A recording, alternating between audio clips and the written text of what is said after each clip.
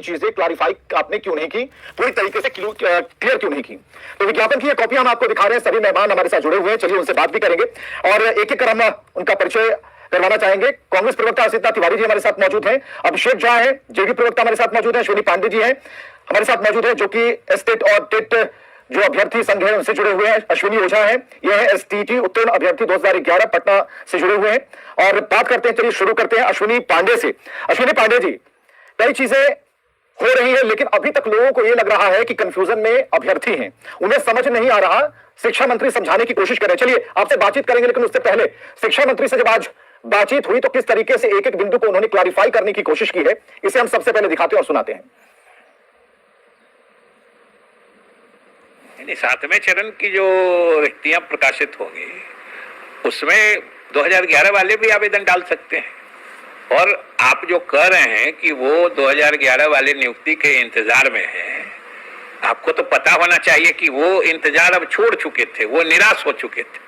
और ये हम लोगों की सरकार ने फैसला लेकर उनको फिर से मौका देने की व्यवस्था की है, फिर से लाइफ टाइम वैलिडिटी मान्यता प्रदान करके उनके सर्टिफिकेट को जिंदा रखा है पात्रता परीक्षा पास करने का। और अगर उनकी उम्र सीमा बची है तो निश्चित रूप से वो अप्लाई कर सकते हैं।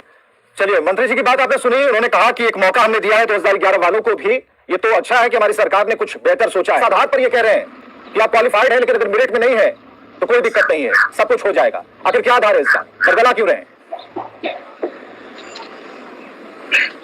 हेलो जी, मेरी आवाज आ जा रही है? बिल्कुल बिल्कुल, आप कहिए। जी जी, सबसे बड़ी बात यहाँ पे ये है कि ये स्टेट को लेकर जो सारा कंफ्यूजन हुआ है वो बिहार विद्यालय परीक्षा समिति स्तर से हुआ है। चाहे वो अपर मुख्य सचिव संजय कुमार सर हो या फिर माननीय शिक्षा मंत्री जी हो, उनका जो भी बयान आ रहा है वो बीएसईबी के डेटा के आधार पर आ रहा है। इन लोगों को भी बीएसईबी गुमराह कर रहा है, हम अभ्यर्थियों के साथ साथ। बीएसईबी से हम लोग शुरू से ये मांग करते आए हैं कि जब आपने कहा कि सीट से कम लोग क्वालिफाई हैं तो सबकी नौकरी पक्की है, तो ये तो रिजल्ट बीएसईबी ने जारी किया था ना, बीएसईबी ने ये डाटा दिया होगा तो ये अपर मुख्य सचिव महोदय को और माननीय शिक्षा मंत्री जी को, उसी आधार पर वो लोग बोले होंगे। तो ये जितना भी कंफ्यूजन है वो बिहार विद्यालय परीक्षा समिति स्तर से है। हमारी मांग यही है सरकार से कि चाहे वो 2011 वाले हों, 2019 के मेरिट वाले हों या नॉन मेरिट वाले हों, जितने भी क्वालिफाई लोग हों सबकी बहाली हो। बिहार एक ऐसा राज्य है जिसमें लाखों की संख्या में शिक्षक के पद खाली है हाई स्कूलों में, लगभग 2.5 से 3 लाख पद खाली है प्रारंभिक स्कूलों में। सारे पंचायतों में हाई स्कूल और प्लस 2 खोला गया है, सारे बिना शिक्षक के चल रहे हैं, प्रारंभिक विद्यालयों के शिक्षक वहां पढ़ा रहे हैं। तो ये चटनी की तरह जो 5,000, 10,000, 20,000, 30,000 वैकेंसी निकाला जा रहा है, क्यों नहीं सारी वैकेंसी एक बार निकाली जा रही है, सारे क्वालिफाई अभ्यर्थियों का कल्याण हो जाएगा। तो कहीं ना कहीं सरकारी स्तर से ही ये हो रहा है और सारा कंफ्यूजन बिहार विद्यालय परीक्षा समिति स्तर से हुआ है। अगर इसमें 2011 वाले आते हैं, 2019 के मेरिट वाले, नॉन मेरिट वाले, सबका हो जाए तो अच्छा है। हम तो सरकार से मांग करेंगे कि सबकी बहाली कर दें, लेकिन नोटिफिकेशन का भी ख्याल रखा जाना चाहिए था। सारा कंफ्यूजन बिहार विद्यालय परीक्षा समिति द्वारा उत्पन्न किया गया है। अभी भी मौका है, बिहार विद्यालय परीक्षा समिति सब्जेक्ट वाइज जितने लोग क्वालिफाई किए हैं सबका डाटा जारी करे। और कब बिहार बोर्ड ने गलत किया था, उस समय गलत किया था जब वो 12 मार्च को रिजल्ट जारी करते हैं, तब गलत डाटा दिया था कि अभी गलत डाटा है। ये संजय जी जिस राठौर नाम के अभ्यर्थी से बात कर रहे हैं, उसका क्या मतलब है? उसे तो वो बरगला रहे हैं, कह सकते हैं कि फुसला रहे हैं कि तुम क्वालिफाई कर गए हो लेकिन मेरिट में नहीं हो, कोई बात नहीं है, हो जाएगा। आखिर इसका आधार क्या है, क्या समझ में आ रहा है? इसका आधार यही है कि जो कमिटी बनी थी, जो कमिटी ने लाइफ टाइम जो ये हम लोग को झुंझुना पकड़ाया है लाइफ टाइम वैलिडिटी का, उसी के आधार पर उन्होंने ऐसा आश्वासन दिया होगा कि आप फॉर्म भरने का अधिकारी हैं। चलिए, फॉर्म भरेंगे लेकिन गारंटी नहीं कि आप शिक्षक बन पाएंगे कि नहीं, लाइफ टाइम अभ्यर्थी रहेंगे इसकी गारंटी है, ऐसा अभ्यर्थियों को समझ में आ रहा है। और कल ही जब इस पर चर्चा हुई थी तो उन्होंने कहा था कि जो लाइफ टाइम कूपन है उससे काम नहीं चलेगा, फुल रिचार्ज करना पड़ेगा, यानी कि नौकरी देनी होगी अगर आपने कहा। और जो ये विज्ञापन की कॉपी है हमारे हाथ में, हम बराबर से दिखा रहे हैं, इस विज्ञापन की कॉपी का अर्थ ये इस बात को लेकर है कि इसमें कहीं भी उन बातों का, मेरिट वाली बातों का कहीं भी कोई अंश नहीं दिखता है अगर इसके 10 पन्नों को आप पढ़ेंगे तो। चलिए इसे साइड में रखते हैं, जरा अभिषेक इसका जवाब दें जो अभी अश्विनी पांडे कहना चाह रहे हैं आपसे, उसे समझ पाए आप? हम तो सारी चीजों को समझ पा रहे हैं।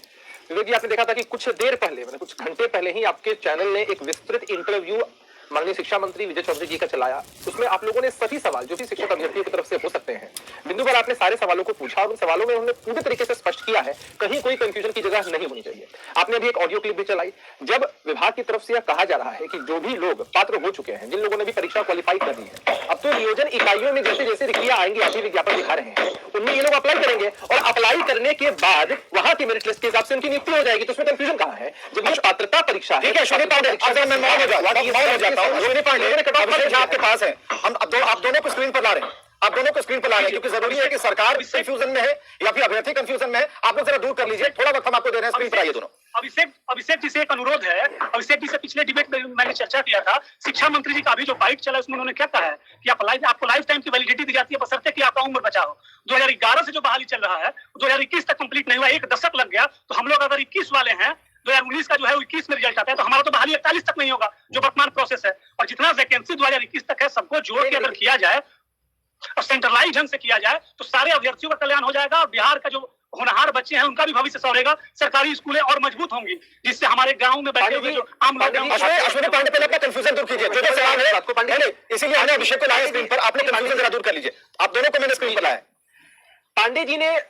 पांडे जी ने जो सवाल किए, पांडे जी सरकार की मंशा आप लोगों को लेकर, शिक्षकों को बिहार की सरकार की और पूरे समाज की संपत्ति मानकर बिहार की सरकार की मंशा एकदम स्पष्ट है कि हम आपके साथ हैं। आप देखिए कि अभी किसी ने उम्मीद भी नहीं की थी कि 2 महीने के अंदर मामला यहां तक चलाएगा और ये जो छठे चरण की जो बहाली अभी होनी है 15 अगस्त तक में, वो चीज हो जाती। तो सरकार की मंशा स्पष्ट है। तब तो विभाग ने, सरकार ने जो भी कानूनी दावपेच थे और जहां भी मामले लटके हुए थे न्यायालय में, उन सबको सॉर्ट आउट करके यहां तक आपको पहुंचा दिया है। तो कहीं से भी आप ये मत सोचिए कि सरकार की ऐसी मंशा है कि आप लोगों को इतने लंबे काल तक लटका दिया जाएगा। जो पुराने लोग हैं उनको भी मौका सरकार दे रही है कि आपने पात्रता परीक्षा दी है, आप उसमें क्वालिफाइड हैं, आप पात्र हैं शिक्षक बनने के। नियोजन इकाइयों के विज्ञापन के मद्देनजर आप लोग वहां अप्लाई करेंगे और निश्चित रूप से आप शिक्षक बनेंगे। देखिए अभी कोई प्रक्रिया ऐसी तो है नहीं, अभी 37,440 वैकेंसीज निकली और उसके बाद कभी निकलेगी ही नहीं। 37,440 के बाद भी वैकेंसीज निकलेगी और मौका निश्चित रूप से, लाइफ टाइम मौका देने का सीधा मतलब है ना कि लगातार बिंदुवार तरीके से रिक्तियां निकलती चली जाएंगी और आप लोगों को नौकरियां मिलने लग जाएंगी। एक मिनट अनुरोध आपसे ये है, हम ये कहना चाहते हैं कि ये बहाली जब 2021 तक हो रही है, 2019 का नोटिफिकेशन है और 21 में आके आप इसमें संशोधन कर रहे हैं, तो हम अभ्यर्थियों के पक्ष में क्यों नहीं ये संशोधन हो रहा है कि 2021 तक की सारी रिक्तियां अगर जुड़ जाए तो ना ये आंदोलन होगा ना कुछ होगा, आपकी और वाहवाही होगी कि सारे लोगों को नौकरी मिल गई। ये चरणबद्ध तरीके से जो धीरे धीरे चटनी चटाया जाता है हम लोगों को और जो हम लोग स्ट्रेस से गुजरते हैं, काइंडली आप एक युवा हैं, एक अभ्यर्थी बन के सोचिए कि कितनी समस्याओं से गुजरना पड़ता है। अश्विनी पांडे जी, देखिए आप लोगों की जो संवेदना है, अभी चैनल पर चल भी रहा था कि आप लोगों के मन में कंफ्यूजन हुआ कि नियुक्तियां हो चुकी हैं, लोगों ने मिठाइयां बांटी। मैं आपकी संवेदना को समझ सकता हूं। सरकार आपके साथ है, हम लोग आपके साथ हैं। अब सरकार के काम करने का एक तरीका होता है, जितने विभाग होते हैं उनके काम करने का एक तरीका होता है। शिक्षा मंत्री जी ने और जो अपर मुख्य सचिव है संजय कुमार जी ने, उन लोगों ने इस चीज को बहुत अच्छे से क्लैरिफाई किया है कि आपको जरा भी धैर्य खोने की आवश्यकता नहीं है। जैसे पहले फेज में, जैसे छठे चरण की नियुक्तियां होनी है, फिर 7वें की होनी है, उसमें भी सबको मौका मिलने वाला है। आप थोड़ा धैर्य रखिए। मैं आपसे यही आग्रह कर रहा हूं, मैं जनता दल यूनाइटेड का प्रवक्ता होने के नाते भी नहीं, एक आम इंसान होने के नाते भी आपसे यह आग्रह कर रहा हूं कि आप जरा भी बेचैन नहीं हो, आप सरकार पर भरोसा रखें। धीरे धीरे करके सभी नियुक्तियां होंगी, रिक्तियां निकल रही हैं, बिंदुवार तरीके से आप लोग अप्लाई करेंगे। सभी नियोजन इकाइयों की सवाल तो विज्ञापन कर रहे हैं, सटीक पॉइंट पे जवाब दें। अभिषेक ये धीरे धीरे वाला प्रोसेस बड़ा कष्टकारी होता है हम अभ्यर्थियों के लिए, हमारे परिवार वालों के लिए। और शिक्षा मंत्री जी ने कहा, आपने सुना, उम्र बचा हो, तब ये धीरे धीरे के चक्कर में कहीं उम्र ना निकल जाए और हम लोग कहीं के ना रह जाए। यही डर सता रहा है हम लोग को। नहीं अश्विनी जी, उसके लिए नहीं, आपको धैर्य रखिए। उम्र निकलने जैसी कोई भी स्थिति नहीं होगी। सवाल में भी पूछा गया था शिक्षा मंत्री जी से कि छठे चरण के बाद 7वें चरण का कब होगा। उन्होंने बताया कि हम लोग उसके लिए भी अविलंब आगे प्रयास करेंगे। देखिए हमारा जो लक्ष्य है वो सिर्फ आपको नौकरी तक पहुंचाना ही नहीं, आप कैसे नौकरी में आए, उसके बाद आप विद्यालय में जाकर अपना योगदान दें। वहां पर अच्छा, ये लक्ष्य जो सरकार ने रखा वो समझ में आ रहा है आपके?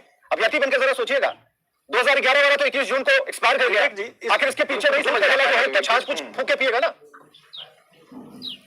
चलिए, अभिषेक जी ने पहले ही बता दिया कि इनको नहीं समझ में आएगा। समझदारी का आखिरी ठेका लेके जदयू वाले पैदा होते हैं और समझदारी के साथ विपक्ष में है। सुन लीजिए, विपक्ष में है ना, तकनीकी पक्ष जान लीजिए विवेक जी। जो ना सरकार बता रही है ना पांडे जी जो शिक्षक अभ्यर्थी है वो ठीक से बता पा रहे हैं। पहला तकनीकी पक्ष ये है कि लाइफ टाइम वैलिडिटी जो है ये बकवास बात है। नौकरी पाने की एक उम्र सीमा होती है, आप उस वैकेंसी में पढ़ लीजिए 37 साल 40 साल। इससे ज्यादा आपकी उम्र हो गई तो आपकी स्टेट रिजल्ट किसी काम का नहीं है, उसको घुरा में रखते टाप चाहिए, क्योंकि एक उम्र के साथ ही आपको नौकरी मिलती है। तो लाइफ टाइम वैलिडिटी से ज्यादा बकवास बात कोई नहीं कर सकता है, भाजपा और जदयू वाले ही कर सकते हैं। तो लाइफ टाइम वैलिडिटी नहीं। अब दूसरा तकनीकी पक्ष क्या है कि विज्ञापन के सापेक्ष नियुक्ति ही वैध होती है। ये जो विज्ञापन आया है 2019 के दिसंबर तक रिक्त पदों के लिए परीक्षा आयोजित की जाएगी और 2019 के दिसंबर तक के रिक्त पदों के लिए परीक्षा आयोजित की गई और उसके परिणाम आए, उसमें जो पास आउट हुए उन्हीं की नियुक्ति इसमें वैध मानी जाएगी। 2011 वालों को इसमें शामिल कीजिएगा तो इस विज्ञापन के सापेक्ष नियुक्ति नहीं होगी, वो नियुक्ति मानी जाएगी अवैध। और बाय द वे कोई आदमी कोर्ट में चला गया तो उन बेचारों की मिली नौकरी भी चली जाएगी, क्योंकि वो उस विज्ञापन का हिस्सा ही नहीं है। ये एग्जाम जो कंडक्ट हुआ वो उस विज्ञापन के सापेक्ष में हुआ जिसमें स्पष्ट लिखा हुआ है कि दिसंबर 2019 तक खाली पड़े पदों के लिए तो ये एक तकनीकी पक्ष है जिसको ना सरकार बता रही है ना ये शिक्षक बता रहे हैं। दूसरा तकनीकी पक्ष उम्र होती है, उम्र सीमा होती है, उसके बाद वो लाइफ टाइम वैलिडिटी, बकवास की बातें हैं। तो इन दोनों बातों को समझिए। सरकार जानबूझ के चाह रही है कि मामला कोर्ट में जाए, लिंगर ऑन हो और उसे नियुक्ति ना करनी पड़े। 2011 के जो बाकी लोग बचे हुए हैं, सरकार को चाहिए था, मेरा सुझाव है, हम नासमझ लोगों का, समझदार लोग तो बैठे हुए हैं जो सारा मामला कोर्ट में लटका देते हैं, मुझ जैसे नासमझ का सुझाव है कि 2011 के जो लोग बाकी बच गए हैं उनके लिए अलग से एक विज्ञापन लाया जाए, अलग से विज्ञापन लाके उनको नियोजित किया जाए, वरना उनका नियोजन अवैध माना जाएगा, तय जानिए। तो अलग से एक विज्ञापन लाए, अगर इनकी